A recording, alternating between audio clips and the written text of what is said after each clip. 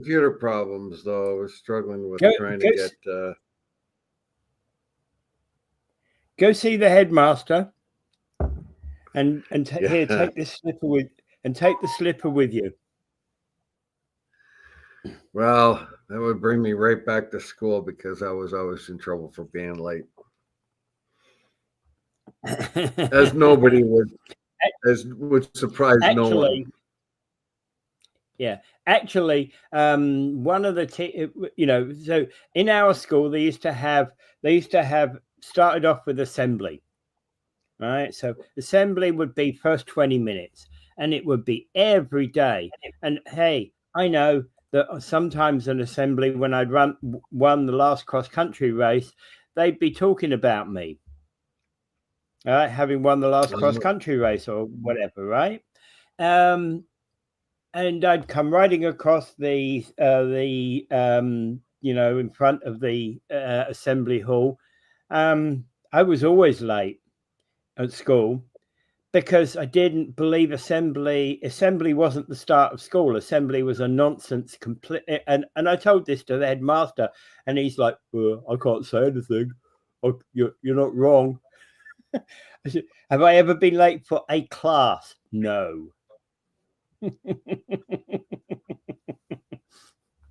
Right. Well, I when I won the Sasso Wrestling Championship, and when I was in school, I didn't even know they announced they announced that over the PA at school, of course, because I was late, and so it was my surprise when I was walking down the hall and everybody congratulating me on winning the championship, how did you know? How did you know? I was going like that. Like, how did you know? How did you know? And then they all told me. It was announced on the radio. Yeah. Yeah. What I hated about that is when I didn't win expectedly. I was expected to win in this particular race, and this was an All England Schools Championship, and I didn't win.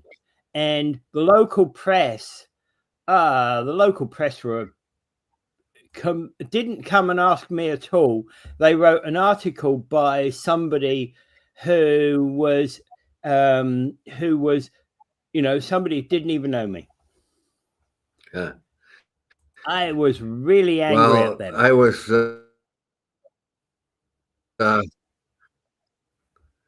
I was once in the paper for winning one of the local tournaments, and boy, was I ticked off because they had the wrong picture in the paper. They have this picture: Dave Wheeler wins such and such a tournament, and there was two other wrestlers on the mat. Well, basically, it's kind of weird. And the one that they did with me, it was like my picture, but they didn't even ask me for a comment, right? Because that person who made the comment about, he wasn't psychologically prepared for this national event, like bullshit, right? He doesn't know what it's like to have run that race, and it just is what it is, right? These things happen. Yeah. Went to open house on Riverfront Properties last night. Guess who was the only councillor that was there? Laurie Lococo.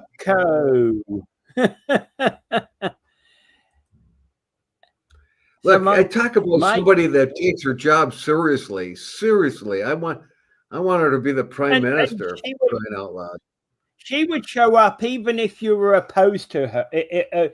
Even if you were, Laurie would be there, even if it was a meeting that criticized something that she, say if she came out and supported building something in the city, and there was a meeting with citizens that opposed the building of the thing that she supported, Laurie Lococo would be at that meeting, even though she'd know she would draw criticism. Oh, man. Right? Yeah. Jeez. Yeah. Well, the only way I would go to a Taylor Swift concert is if Taylor opened for her. Sorry? If Lori Lowe opened, the only way I would go to a Taylor Swift concert is if Lori opened for her. There you go, Laurie. A challenge of the day. Open for Taylor Swift. That'll get Dave to buy Taylor Swift tickets. Yeah, I know where you are. Dave. Yeah. I was going through with this. I was going through with a list of somebody's list of all-time Canadian singers, and with a younger person yesterday, and we were commenting upon some of these new names, and we're going, who? names that are supposed to be more popular than people like Bryan Adams, and we're going, who the heck are these people? Never heard of them.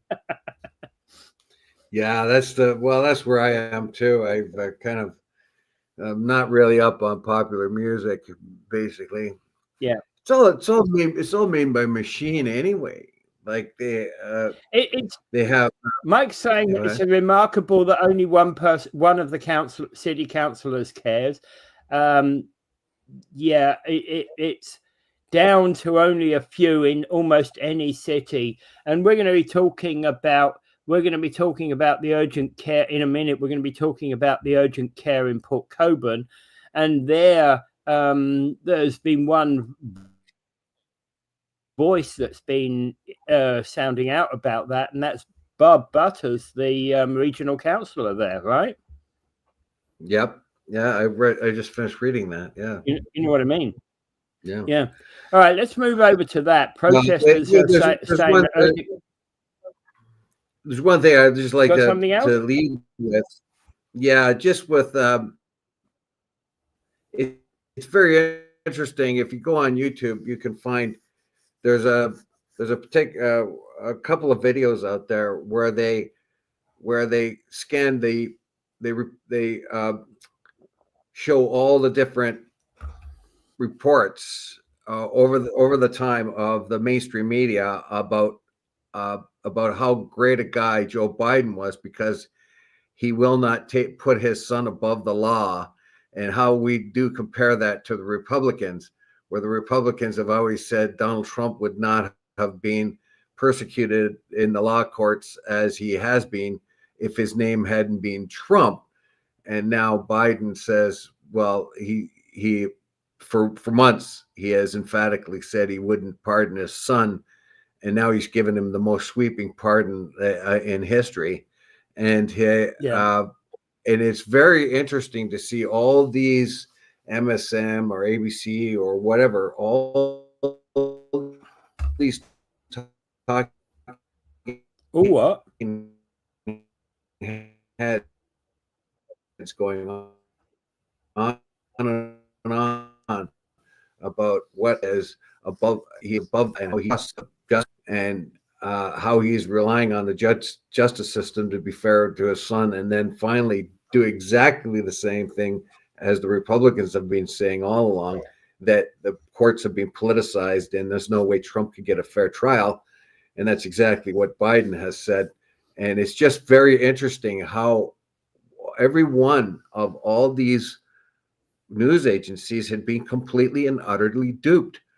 It's quite amazing. And I'm wondering in the United States how anyone's going to be able to trust the justice system anymore, because up until now, the Republicans have been the only ones that said that it's politically motivated, and Biden has said, no, I trust the justice system. I'm emphatically, it is a great system. And then suddenly he turns around and says exactly what the Republicans have been saying, that the justice system is being completely politicized and cannot be trusted.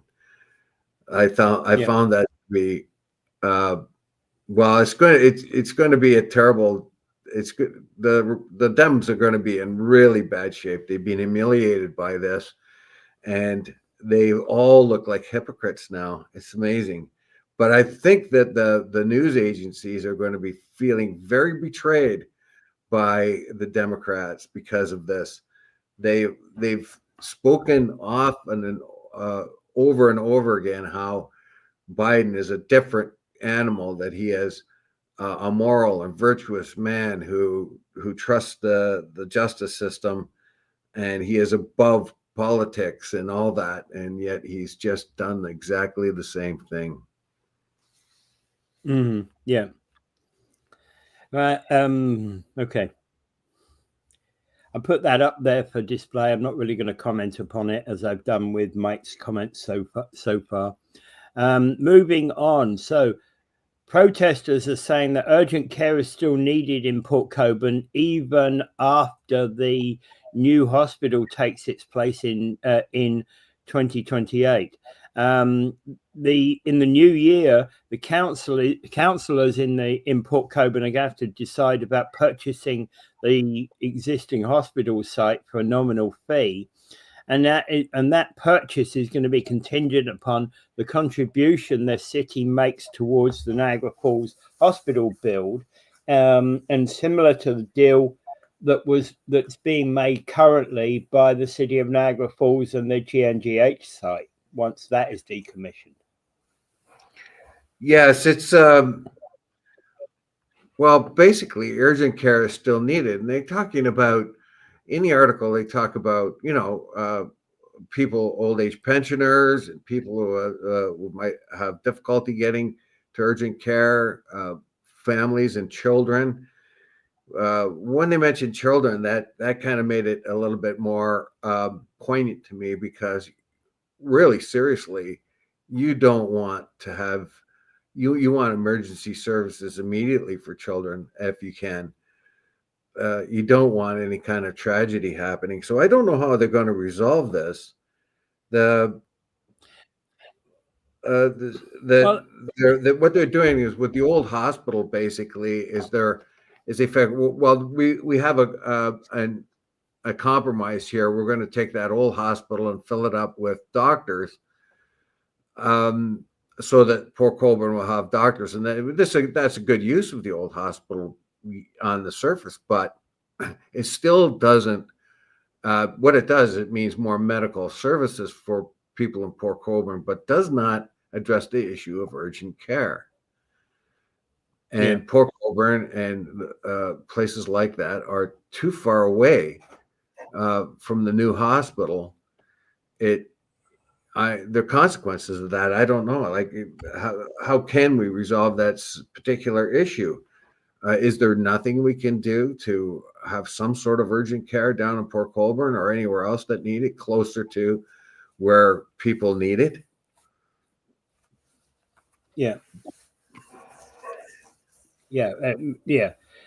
I've never been a fan of closing the Port Colborne or Port Erie hospitals, and never been a fan. I've been consistent on that one all the way through. I'm also not a fan of where we're putting the new hospital, but I accept that those are the reality for the future, and I want that hospital to be a success. That said, that bothers me about what happens if at 2:00 in the morning, if you live in Port Colborne, you've got no car, or you've only got one car in the family, and the family members were away at work, and the child's sick. How were you going to get to the hospital? Yeah, it says here, well, many people, this is speaking of the protest, while many people voice their support for primary care team to address the long-term health needs and shortages, Niagara Health plans to shut down the urgent care center, which they argued is a vital service for the immediate non-emergency care, sparked frustration. And Yeah. the urgent care center will close after the new South Niagara Falls Hope opens in 2028. And the project programs and services will transition to the Niagara Falls and Welland hospitals. But city councilors in the new year will decide whether Port Colborne purchased the site of the nominal fee contingent on the municipality contributing $6.2 million toward the Niagara Falls Hospital build, similar to the deal made with the city of Niagara Falls. Well, they still want their hospital, and no one has really addressed that particular need well enough for the people of Port Colborne to have any kind of trust for it. So they're asked to put up over $6 million, but then they can get the old hospital, basically urgent care center, for a nominal fee, fill it up with doctors. That's some kind of compromise, and it's good that they're going to get. There is a facility there where the doctors can go and they can have that facility for a nominal fee, but still, what about the urgent care? Now, this is primary care. The primary care plan was put forth by family physicians, Dr. Matt Vandenberg. If successful, this will see the hospital lease the old obstetrics wing of the Niagara Health and then sublet a team of doctors. So just part of the old system. The matter returns to the city. Okay. Without the urgent care center, Niagara Health Coalition Chair Sue Holt said residents will face significant delays in receiving care or to be forced to travel to neighboring municipalities. Seniors, low-income residents, and families with young children are especially at risk if the local urgent care center is no longer available. Is it good to put population at risk like that? Where's the answer from Niagara Health? Yeah, exactly, and I understand exactly the question here. And let's paint the worst possible scenario. It's snowing outside. It's 2 a.m. Your child is in potential danger. Your child is in potential danger, and you don't have access to a car, and you're in Port Colborne, and you've got to get to Niagara Falls. But even if you had a car, was probably an hour away on a dangerous blizzardy road. This is the urgent care center, but we'll have to point out that the urgent care center is for the services for immediate non-emergency care. So something you need right away, but it's not emergency. Say I cut myself and I need some stitches. Well, that would be the place to go. Kind of. I'm not going to die of it, but I've got stitches. I need stitches, and I'm going to have to go a long way to get them. And you know that there's going to be a lot of seniors or things like that who've twisted their back or have some urgent care situation going on, that they're sick or they need help of some kind, and they're going to have to travel quite a ways to get that urgent care. But it is not an emergency. It's not like you're being in a car accident or something like that, which is another argument. Yeah, exactly. All right. There's always going to be, whenever you're talking about closing anything, there's always going to be protesters anyway. Let's be honest. Yes. Well, I'm closing the entrance to your. I'm closing the entrance to your, to your apartments, Dave. You're going to be out there with a placard tomorrow, aren't you?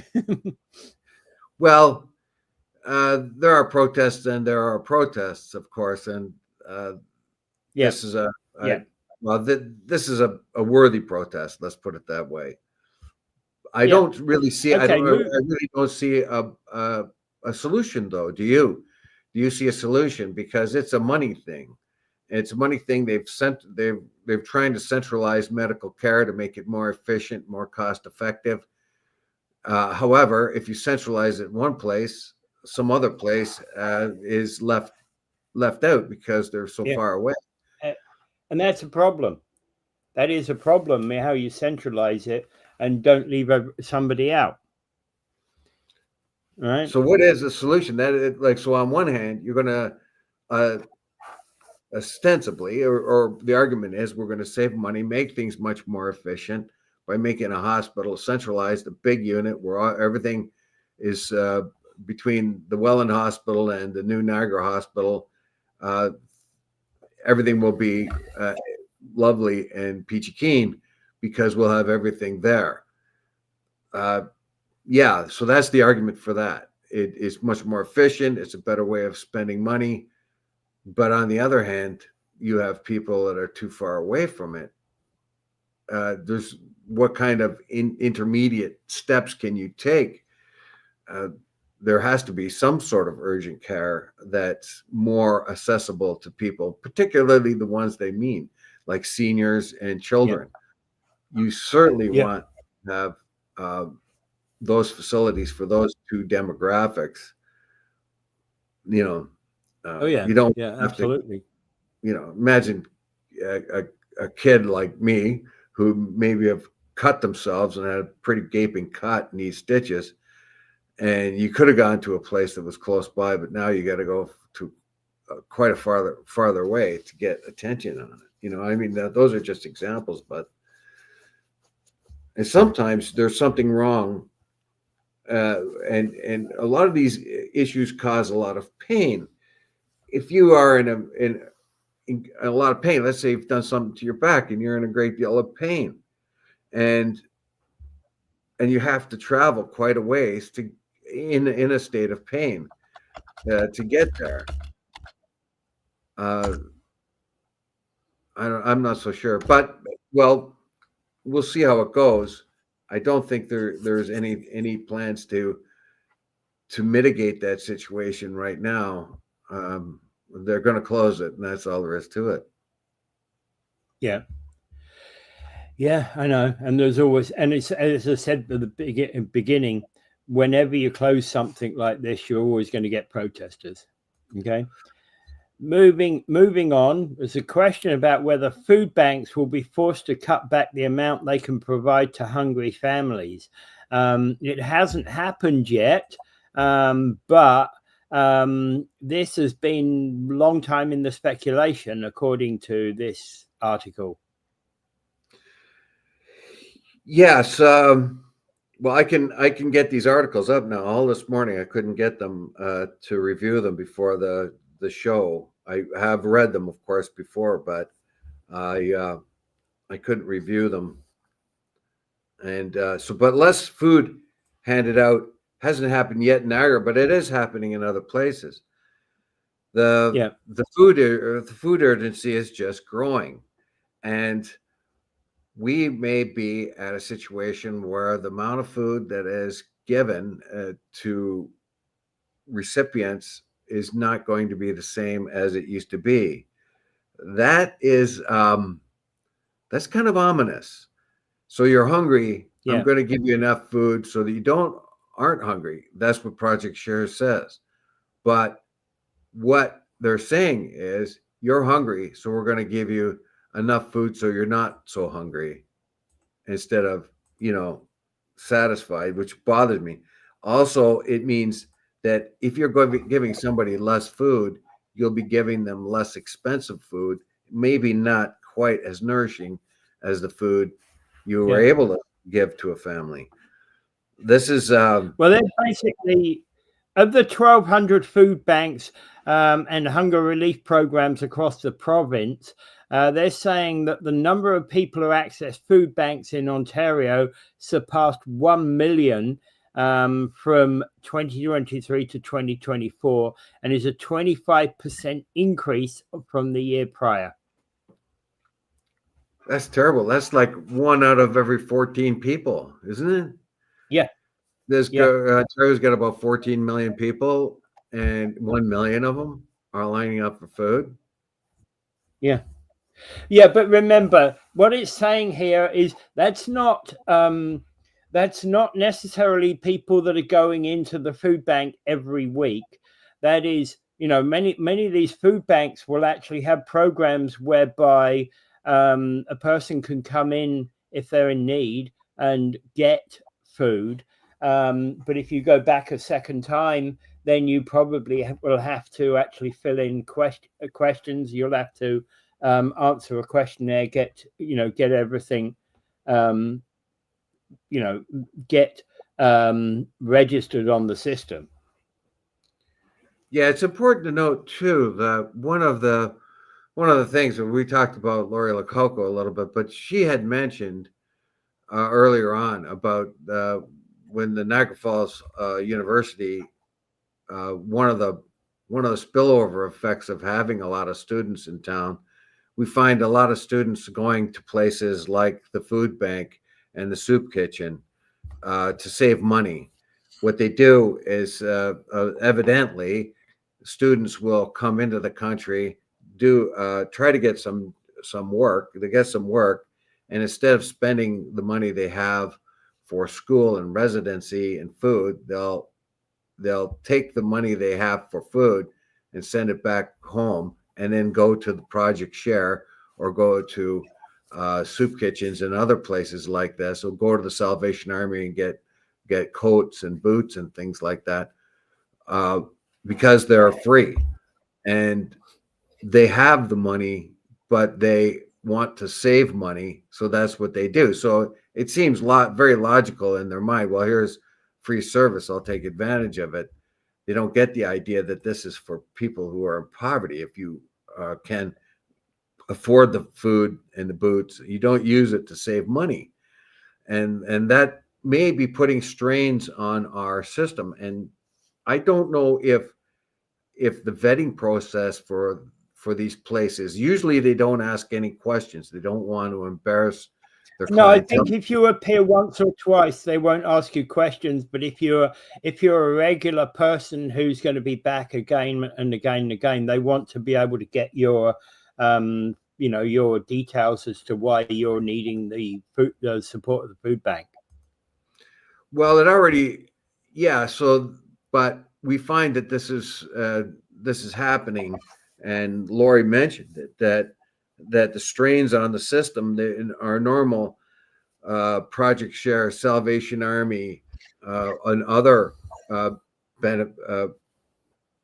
programs that benefit the poor or the people who are of more humble means, are being abused by foreign students. Now, I'm not saying that all foreign students do it, but enough of of them to put a strain on. Also, other people who are undeserving of it are also abusing the system. When I was down at one time, when I was down giving a donation on behalf of Kiwanis Club of Stamford to the soup kitchen, there's a guy who showed up there and he had a high-end motorcycle. I mean, that thing cost a lot of money. He parked his motorcycle, got in line and got his food and took off. Well, when I was making a donation to the food bank, there was somebody who got out of a BMW and got in line, right? A nice 5 Series BMW. Well, yeah, and my father told me when he was working down at the soup kitchen, they had certain people come in and take food, like they have a lot of day olds and things like that they try to give to people in at soup kitchens, bread and other things that are day old, and they got very suspicious of one lady particularly, and they followed her home one time, and she lived in a really nice house, and for one thing, she showed up in a really nice car, and then she went to a really, really nice house. Now, that lady consistently came to the food bank. I don't see where she could get cheap food. So I'm wondering how many people are really abusing the system. Because if you think of it, if I went to the soup kitchen every day, that would save me a considerable amount of money that I would have to expend, but it takes away the resources from other people. I don't know the level of abuse, and we were told that it is abused by students, and I'm not so sure they're all foreign students that would abuse it, but that reduces their cost. But I don't think they get the idea that this is supposed to be for people who are, this is not a supplement. This is something people need.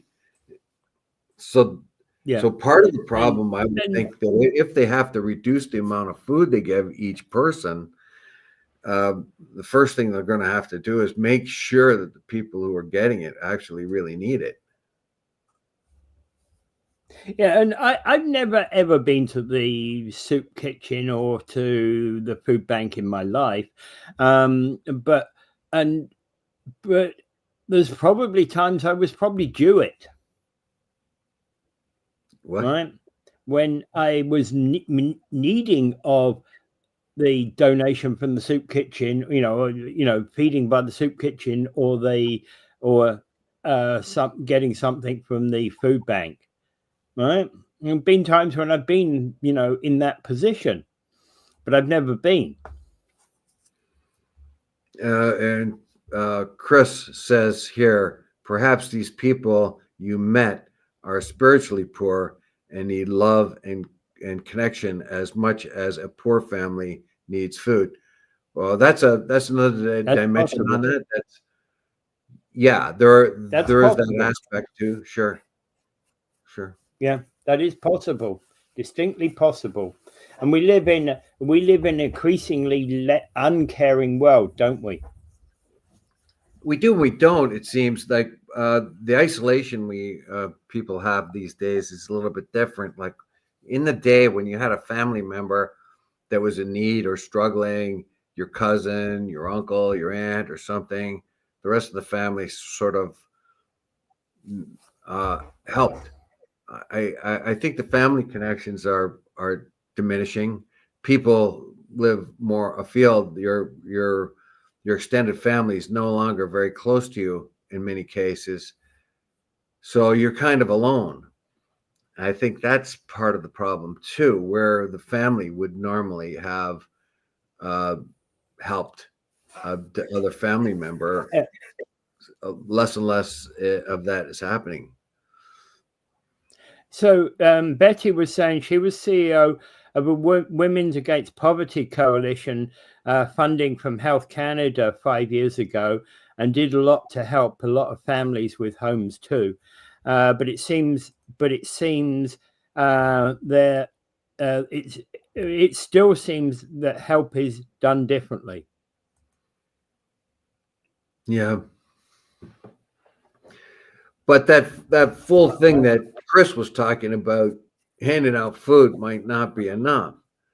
There are that society says here's a handout, but it doesn't come with any kind of emotional support, and so that part of it's lacking. So if you're a family member and one of your family members is down and out or struggling, then you can rally behind them, and you rally behind them because you have love and affection for your family member, and that family member feels loved and appreciated and can appreciate back. But the distance between that and just getting a handout is a problem, because your own family can give you a hand up too. Your friends and family can give you a hand up, not just a hand out. And that's the difference. Yeah. Well, actually, there's an interesting thing here. Neil Hetherington, who's CEO of the Daily Bread Food Bank in Toronto, says that the organization recently implemented a 10% reduction in the amount of food distributed across its network, right? So they've been cutting the amount of food distributed. So it's not they're cutting who they're distributing food to, but let's say, so what they're basically saying is, so if the food parcel contains 10 items in it. Now it only contains 9 items in it. Yes, but yeah, so they're not cutting anybody out, but they are cutting out the amount. And as I said before, up until now, you are hungry. Here, we'll give you food so you're not hungry. But now it seems we're heading to a point where you're hungry. We'll give you just enough food so you're not as hungry. And that's a big difference. You know, we're going to make sure you're not as hungry as you were before. Whereas before currently we say we're going to give you food so you're not hungry, not less hungry. So the writing is on the wall. The need keeps growing, and the food distribution, unfortunately, one of the byproducts of this is going to have to be you're going to have to vet who needs it as much, and you know, you give the same box of food to each person that comes in. Is there a person there that doesn't need as much? Is there a person there that needs a little more? I don't think the soup kitchens or the project shares of the world can really determine that. Betty Zoom, what did Betty say there? Oh, okay. Yeah. The restore it arrived from us. We've seen homeowners not enough to fix homes. There's slots, so but we can do. But you have to distinguish the homeless from the junkies. Sorry. All right. Yeah. And the place that she was at was never a profitable place. Right. What she was working these things at. are never designed to be profitable. Yeah, not designed for profit. They're designed as actually a service, right? When the system works, it works very well. Later today, I'll be visiting a guy I know who's a Kiwanian. He lives in one of our buildings that we've connected to with. We teamed up with March of Dimes for one of our buildings, and it's very accessible. March of Dimes, of course, is doing helping the people who need wheelchairs and things like that, and we providing housing. So so later today, I'll probably be visiting one of the people in there. So when the system works, it works. This guy's got disabilities, and he lives in a fairly nice apartment. He's cared for there. He's got the PSWs all there, so he can live a pretty good life. He's got shelter and he has food, and he actually can work when he can online and things like of that kind. So when the system works, it works pretty good. You know, he is having a life that maybe otherwise didn't. But right now, so many of those people are falling through the cracks because we don't have the resources. He got into the building years ago when there wasn't so much of where there was a need for the buildings, but not so much of a demand. The demand has exploded. So Chris says minimal standards for human care results in the shape retirement homes and hospitals are in. Yeah, it's true, 100% true. I find Chris is correct on this one. It's why we are where we are today. Yeah. Well, we find a continuous erosion of our standard of living, and that, of course, it's a political issue now, even now, because of the threats of tariffs and things like that. If those are all implemented and stay in locked in, our standard of living will reduce even more, and in this case, due to politics, not so much of the economic wherewithal of somebody can get a job or a house. So there's, I don't know. That's an issue that will continue, but the reduction in the amount of food given out, as announced in Toronto, I think that is probably what's going to happen if the problem continues to grow. Yeah. Okay. Prime Minister's carbon tax has continued. It's become such a stink bomb for many Liberals that they're distancing themselves from the Prime Minister, including Ontario's Liberal leader Bonnie Crombie, who's now denouncing the carbon tax. Yeah, I kind of saw this coming in a way because, well, on the surface, it's an extremely unpopular tax. People don't like going to the gas pump and finding themselves in need of gas, and the gas is so much more expensive than it has to be due to the carbon tax. And so the unpopularity of it is one thing, and of course you can see politicians struggling with that, trying to have to say to the people, this is good for you. To pay more for gas is good for you. We're going to give you a rebate later on, but the high price of gas is going to push up the cost of groceries. It's going to push up the cost of everything, but it's good for the planet. But what they're doing there is they're saying to you, we're going to prod you with this cattle prod, this high price, and that's going to motivate you to buy a more fuel efficient car or use your car less. That doesn't work. When you say to someone, we're going to force you by means of, or make it more difficult for you.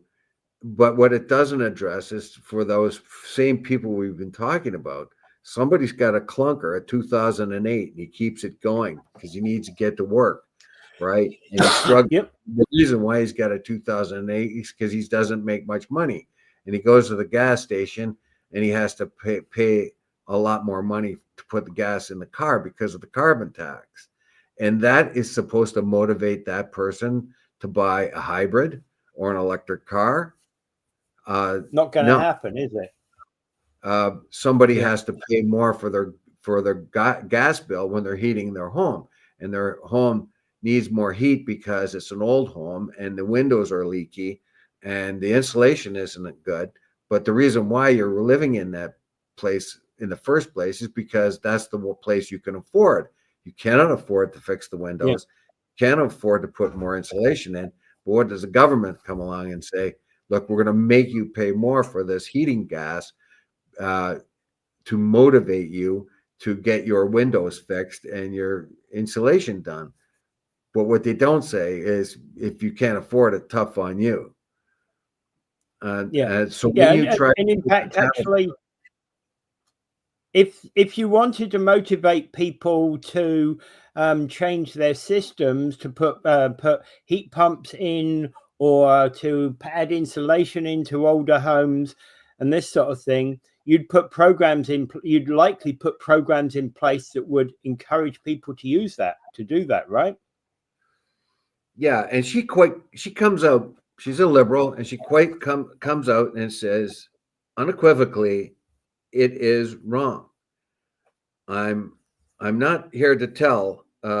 She says here, Crombie criticized the federal price on carbon on Tuesday night during a party fundraising dinner. She said the federal carbon levy is wrong. That's unequivocal. She says also, I'm not here to tell the prime minister how to do his job, but I promise you, I will tell him when he's wrong, like on the carbon tax. Now, Giblett, the federal Liberal in charge of it, said he wasn't surprised by Crombie's remarks, but he stands behind the tax. His comment is, it's not the first time that she's said that, so there's nothing surprising there. Economists, including the Nobel laureates, said it's the best way to fight climate change. But I'm here saying that why do you want to force people? Why can't you convince them? You're forcing them. In other words, Yeah, but you see, you better get a hybrid or you're going to pay more. It's almost like yeah, a but guilt. again, here's the kicker about this one. You go to Europe, they've had effectively carbon tax for years. It hasn't worked. All it's done is put the price of gas up. In the UK, for the average dollar, for the dollar you buy, for you spend on gas, it's something like 82% of it is tax. Well, you see Right? a total revolt against it, but the takeaway here is not just because it's unpopular, it's because people don't think it works. It just isn't the right thing. And Nobel laureates can say all they want when other people say, no, it doesn't seem to be working. Now, the Liberal Premier of Newfoundland, Andrew Furey, wrote an open letter to Trudeau in the spring calling on Trudeau to pause the annual increase in the carbon tax. Susan Holt, the newly elected Liberal Premier of New Brunswick, has said she intends to draft her own carbon pricing plan so her province can be exempt from the federal plan. And the federal carbon levy only applies to provinces that don't impose their own climate change. So I wonder why, BC and Quebec already have their own plan, so they don't oblige the federal. I'm wondering, Ontario had its own at one time when we dropped it, our own carbon plan, but now that subjects us to the federal plan. So I'm wondering why we don't have our own here in the province, so we can make our own decisions on what is the best way to reduce carbon. Well, the point being is that that Doug Ford does want to do that, but he wants to remove the tax. And that rule by the feds is that you can only do that if you're accepting the tax. You can set your own tax, providing you accept the tax. Well, your own program, and the New Brunswick Premier wants to get out of the federal program and put their own program in, and I'm wondering why the rest of us don't do that. Have our own. But again, saying we don't want carbon tax, and removing carbon tax in Ontario ensures that we get the federal tax. And I'm going to ask the question, if we remove tax right now, will the price of gas come down? Right, because there's research out there that suggests that it possibly won't. Well, it should. You see places like in the United States, their gas has gone up as well, but it goes up to market values. If you take the tax off of, but again, why wouldn't it? Why wouldn't it go down? Last time I looked at the US, the gas price was about the same as it was about 4 or 5 years ago. Why wouldn't it go down? So that's why I'm asking, if you remove the tax, why wouldn't it go down? I don't know. Well, I don't know. I've seen some reports that suggest it won't. But that doesn't make sense. If you're paying a carbon tax on the fuel and remove that carbon tax, then the fuel price will come down. You're not paying that tax. The suggestion has been that what will happen is the removal of the carbon tax will act as a signal for those in the gas industry to increase the price. Well, that's the argument. That's the argument I'm hearing. I don't. I think that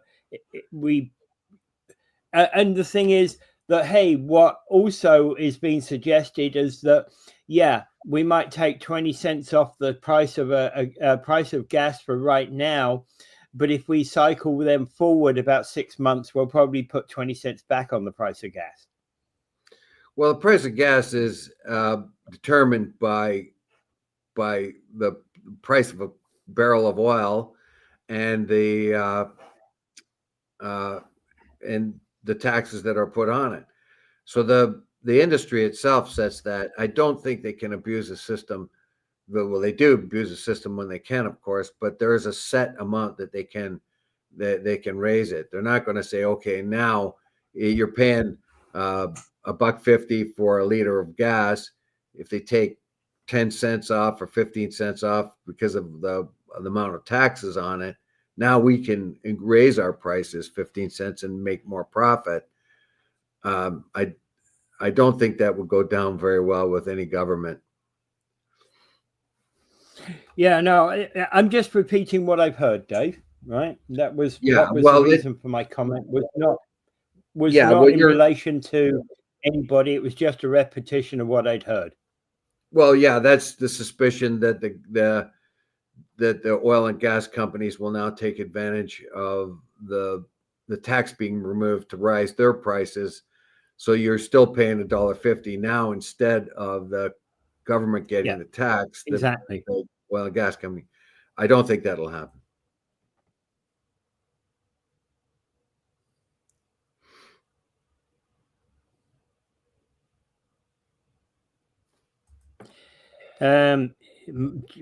Chris is saying, is it true in the UK there's a pension tax saving if you euthanize the elderly over 75 years old?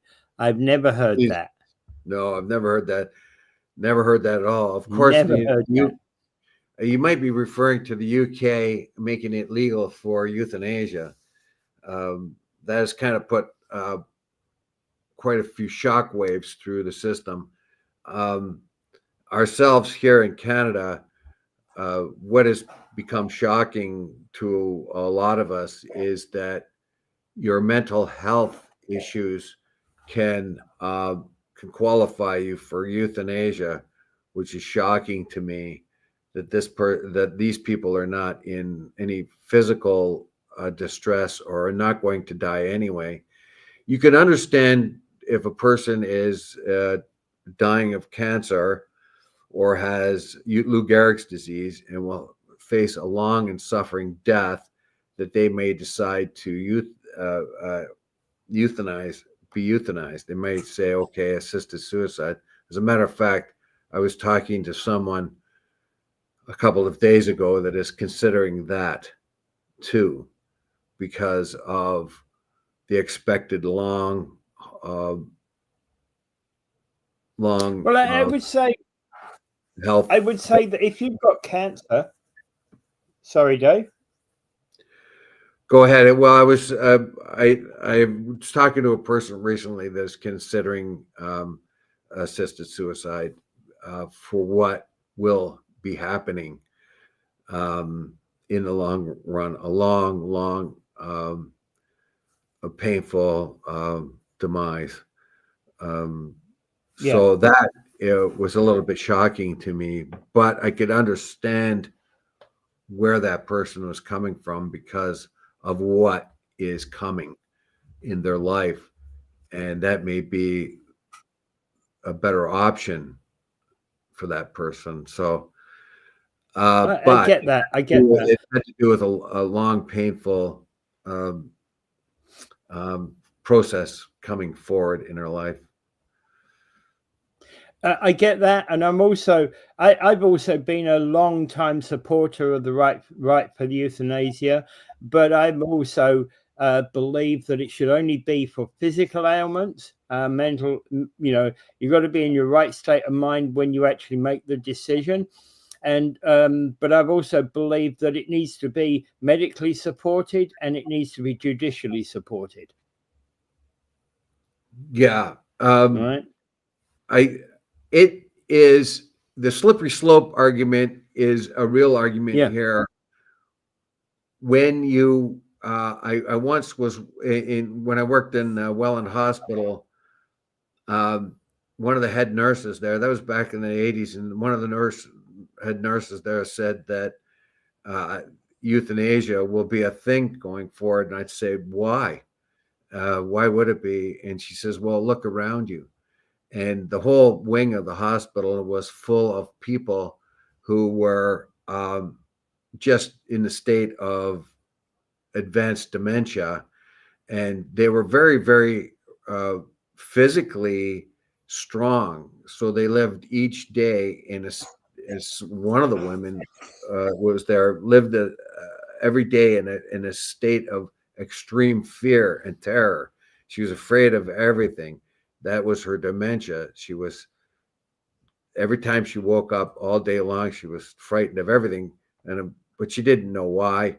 And other people there that were just being fed and clothed. And she said, because of our aging demographic, now this is back in the 80s, that it will get to the point where people will actually think that euthanasia may be a means of dealing with a huge population of people with older people with dementia that don't even know that they exist, basically. And it will be a means by reducing how much it costs to take care of them. Yeah, but you see, here's the thing. If you set up in a living will that under these conditions that that you've got dementia, you've got Alzheimer's or something like that, and not the early onset part of it, but that you're now suffering in a complete and utter situation where it can be proven that you do not know who you are, then at that point you I can be I can be provided with the right to death, right? If you can do that within a living will, fine. When you're mentally have a mental capacity to do that, fine. But we should not be saying to people, "Oh, he's got dementia. He needs to be on next week's list for termination." Well, that's what the point was that the nurse said, that the population of older and demented people will grow to such a capacity that would be used as an excuse to euthanize them. It's very, very scary. No, it's wrong. Very, very scary. It's wrong. Yes, Absolutely wrong. And as I say, if you can put in your will, that's one thing. If you put in a living will, one thing. If you put in if it's used by people in authority, absolutely not. No way, no how, not anytime ever. And you can see can you get the impression that I don't like that? Well, I had a terrible experience of knowing somebody that when their grandmother was ill in the hospital and was hooked up to a bunch of machines, she ran into the hospital and started claiming that her grandmother never wanted to live like this. Meanwhile, her grandmother was just very sick and had to have these procedures done and was expected to recover. The granddaughter went in and started unplugging all the machines, saying that her grandmother said that she didn't want her to live as a vegetable. Now you would, and I knew that particular young lady, and she was unethical. She was near criminal. The type of person I'm talking about, what she actually wanted to do was kill her grandmother so she could get a piece of the inheritance. That is the truth. And I'm afraid things like that could happen in the future. So this is something that has to be taken very, very seriously. And only people who are in extreme pain or have a future of extraordinary pain, and like somebody, we had a case where a woman had ALS in BC, I think she was, and she was asking for assisted suicide, and this was some time ago, and she was denied that because she ALS has such a debilitating way about it. It causes a lot of pain and discomfort where people can't breathe, Yeah. swallow, anything like this, and they're struggling all the time and they're in pain all the time.